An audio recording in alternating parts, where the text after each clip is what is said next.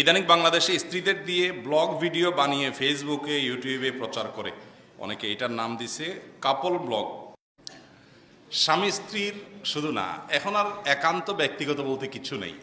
কিছু হলেই সেটা ফেসবুক, কিছু হলেই সেটা যেটা তো নিজে জানে যে কি মন নিয়ে দেখছে।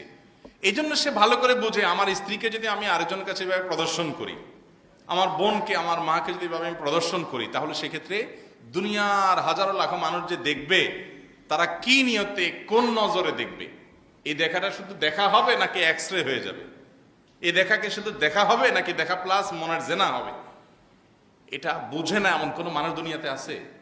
তাহলে আপনার স্ত্রীর ছবি দেখে, ভিডিও দেখে, তার বিভিন্ন দৃশ্য দেখে মনে মনে যেসব চিন্তা মানুষ করে ওইগুলো যদি মুখে উচ্চারণ করতো আপনার সামনে, আপনি তো জুতা নিয়ে দৌড়াইতেন, তারা জুতা নিয়ে দাবাইতেন না?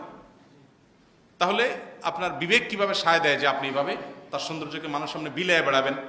আপনি তো শতভাগ নিশ্চিত যে আপনার স্ত্রীর সৌন্দর্য যখন আপনি মানুষের সামনে প্রদর্শন করে বেড়াচ্ছেন, শত শত মানুষ মনে মনে তাকে জেনা করছে, তার শরীরের বিভিন্ন অঙ্গ প্রত্যঙ্গ নিয়ে বাজে কল্পনা করছে। এই বাস্তবতাকে অস্বীকার করার সুযোগ আছে? বলো যে এই হুজুরদের মনটাই খারাপ, এই বেটারা কিছু বললেই খারাপ কথা চিন্তা করে। তো এখন আমার কথা হলো, যারা এই কথাগুলো বলেন ওনাদের মনে কি আসে? ওনারা সত্য কথাটা বললেই হয়। ওনাদের মনে কি এরকম পবিত্র চিন্তা আসে কিনা? কি বলেন?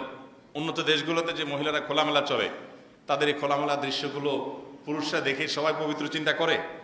আপনাদের কারোর এরকম পবিত্র চিন্তা হয়?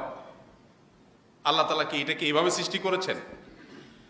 অতএব কোনো স্বামী তার স্ত্রীর সৌন্দর্যকে এইভাবে প্রদর্শন করা, সেটা যে নামেই হোক, আপনার এই কাপল ব্লগ হোক, সিঙ্গেল ব্লগ হোক বা অন্য কোনো নাম দিয়ে, এগুলো করা কোনো অবস্থাতে জায়েজ নয়, যৌক্তিক নয়। এটা নির্বুদ্ধিতার পরিচয়, এটা রুচিহীনতার পরিচয়, এটা কুরুচিপূর্ণ মানুষের পরিচয়।